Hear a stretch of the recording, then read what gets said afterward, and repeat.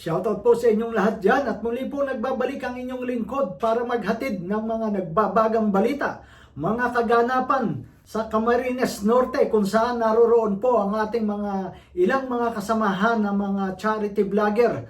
At bago tayo magpatuloy, paki-like and share muna ng video natin ito. At paki-subscribe na rin po, Kanoli Vlog, at pindutin ang notification bell nang sa ganun na-update kayo sa aking mga bagong upload videos.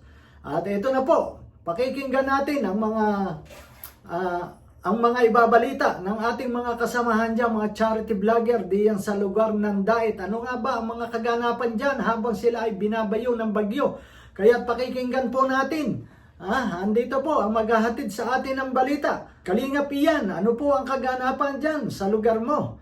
Kalingap Ian, pasok!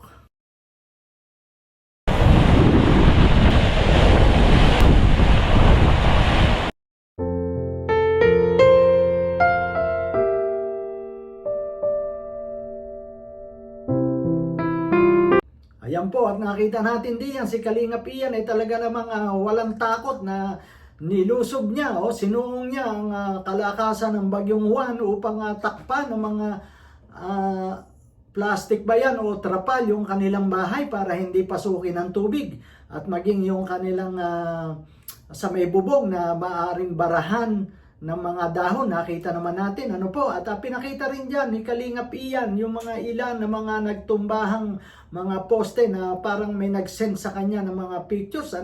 Ito marahil sa main road na ito, yung mga nakita natin mga pictures dito kay Kalingap Ian. So napakalakas po at pinakikita diyan na yung hangin kung paano kalakas, na talaga namang nakakatakot, nakakaba ang ganitong kalakas na bagyo. Ngayon ay susundan naman natin ang isa pa rin nating kasamahan na charity vlogger at kung ano po ang kanyang may hatid na balita dito sa atin ay atin pong panoorin. At tawagan po natin, Mr. Pure Health. Ano po ang mga kaganapan dyan naman sa lugar mo? Mr. Pure Health, pasok! Good afternoon po mga kalingap. Last trips na po ng hapon. Sobra na po talagang bagyo. Sobra nang miminsala mga kalingap. Nakakatakot na siya. Makabuhatin ang buo. Time check is 9:15 ng gabi. At yung Ayan po, at sa maigising video ay nakita natin, pinakita ni Pure Health yung mga ang lalakas ng hangin na ika nga sabi niya talagang nakakatakot. At pinakita niya rin na sa harap niya ay merong bahay na luma na at sabi niya naman ay parang nag-evacuate na yung nakatira roon at naku ay baka dalhin daw yung bubong salim pa rin ang malakas na hangin. At grabe, pinakita rito ni Pure Health na tayo man habang pinapanood ay tayo natatakot, kinakabahan sapagkat kita mo yung lakas ng hangin at yung mga kawayan doon sa bandang unahan pa niya ay parang bumagsak na o humibay na. Ang dami at maging sa kanyang bahay na bago ay ayun sa bandang gilid medyo dinadala ng hangin at hindi raw naman delikado. Awa ng Diyos ay payapa naman sa lugar ni Pure Health at ang isa pa ay yung kanya naman tirahan dyan ay bagong gawa lang kumbaga babago pa lang kapapagawa yung kanilang bahay dyan kaya medyo hindi delikado sa lugar niya. Subalit sa labas ay makikita natin yung mga puno diyan ay grabe dinadala ng hangin, napakalakas talaga. Ngayon ito po isa pang kasamahan naman natin ngayon sa Carepa ang ating mapapanood at maghahatid sa atin ng balita. Ang isang batikang reactors dito sa Carepa. Pakinggan po natin ang kanyang babalita. Sir Julay Paunil, ano po ang nangyari dyan sa lugar nyo? Sir Julay, pasok!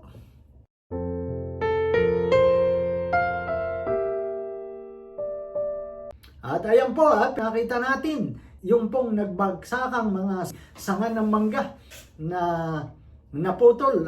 Buti na lang po at hindi dinala ng hangin papunta doon sa katapat na bahay, na maaaring makasira ng bahay. At sa isa pang picture naman ay pinakita rin Sir July yung napakaraming puno ng saging na talagang hindi na papapakinabangan ng mga punong ito, talagang pinutol, winas out, yung mga puno ng saging. At buti na lang yung mga nyug ay nananatili na nakatayo pa rin. Hindi bumigay, lumaban sa lakas ng bagyong Juan ay nakipaglaban ang mga puno ng nyug na ito. Subalit ang ibang mga puno ay talagang hindi na kanyaya. At ayan, nakita natin na nilalagari na ng mga mababait nating mga kababayan. Buti na lang po talaga, ang isa pa ay marami tayong mga kababayan na nakikipagtulungan sa mga ganitong mga sakuna o kalimidad. Maaasahan na hindi yan dyan ang mga kababayan natin na may pagkakaisa. Ngayon naman ay pupuntahan naman natin ang isa sa mga kasamahan ni Kalingap Rab na isang K-Boys. Ay hihinga naman natin siya ng balita. Ito po ay si Coach Ralph. Coach Ralph, ano ba naman ang kalagayan dyan sa lugar mo? Pakibalita nga po dito sa ating channel na Kanoli Vlog. Coach Ralph, pasok! What is up guys? Welcome back to my channel po. May dalawa kaming concern na kapitbahay talaga inalis nila sapagkat kapag daw may lumikas, tanggalin yung rank upang kapag lumikas, kahit din sila lumikas na sila.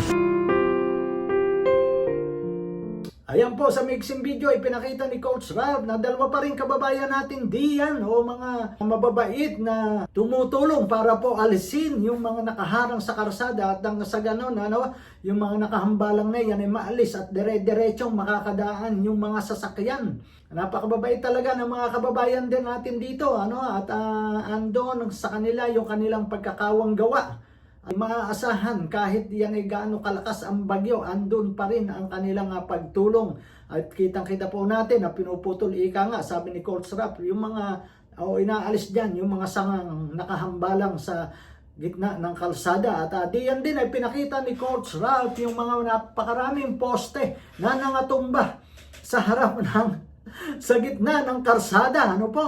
Ay kainaman na talaga sa lakas ng bagyong itong si Juan ay walang sinasanto kahit mga poste ng kuryente o Meralco ba yan ay nagagtumbahan diyan sa kalsada. Talaga pong grabe ang sinapit ng ating mga kababayan dito, nating mga kasamahan ng mga charity vlogger dito sa Cam Norte, kung saan lugar ito ni na Kuya Bal Santos Matubang.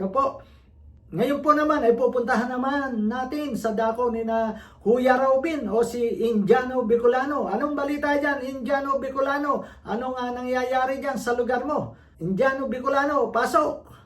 Pagtapos kami ng vlog kay Dara, diretso na po kami napupuntang Manila. Vlog ni Pia na haba yung bagyo.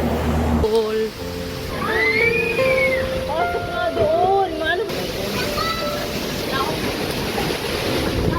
Natuklap yung Indian Mingo. At ayan po, sabi ni Indiano Bicolano ay sila daw po ay naggaling nag-vlog kay Dara at pagkatapos ay diretso pa Manila. Kaya't ang nag-send sa kanya ng video sa kaganapan ng bagyong Juan ay itong kanyang may bahay na si Pia.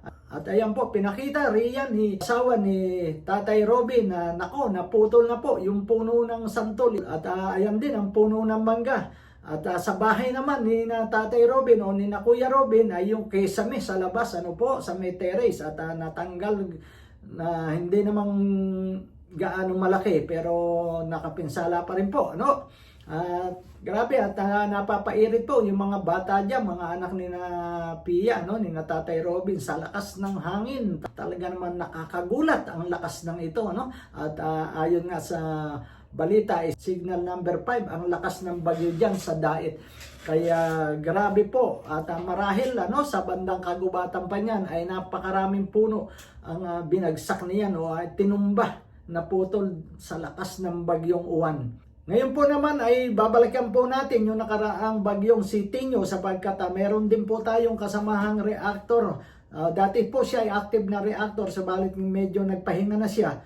Panoorin po natin, tingnan natin ang ibabalita rito ni Sir Eddie Pardillo na kapatid ni Sir RP Max Vlog. Sir Eddie, pasok! Grabe itong nangyari dito sa subdivision na tinitirhan ni RP Max.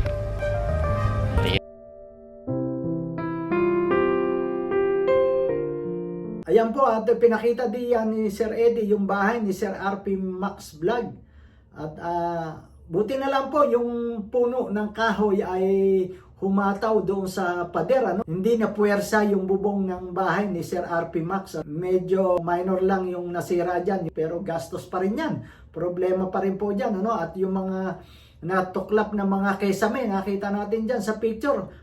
Marami-rami rin yung mga natuklap na kesame. Ay, nako, grabe rin pala naging perwisyo ng Bagyong Tino. Grabe rin pala na nakapinsala sa isang kasamahan nating reactor na dati, ito si Sir RP Max Vlog. Ano po? Ganun pa man, tayo po ay nagpapasalamat pa rin sa Diyos sa mga kaganapan na yan, mga kalamidad na wala pong nangyaring masama sa mga kasamahan natin dito, sa mga nagbigay ng o nagpaabot ng balita sa atin. Sila naman ay ligtas. Ano mo? Malinaw na wala naman silang binanggit na may mga samang nangyari sa sino man sa kanilang mga malalapit na kamag-anak. Ano po? At pasalamatan pa rin po natin ang ating Panginoon Diyos. Hanggang dito na lang po ang inyong abang lingkod.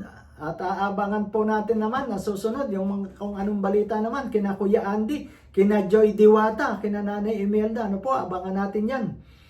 At paalam na po. Bye-bye po sa inyong lahat. God bless.